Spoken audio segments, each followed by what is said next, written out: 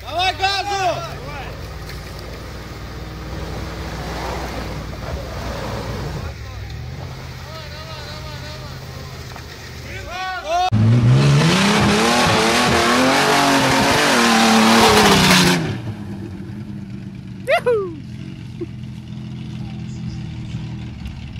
This one, I don't know what it was in for.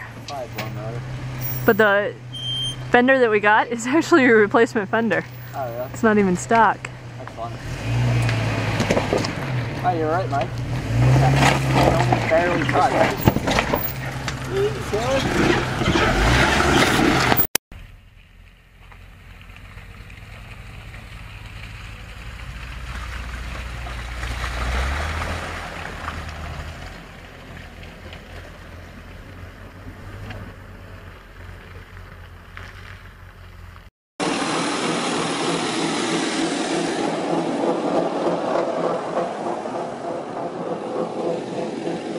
С меня ростом колесики, блин.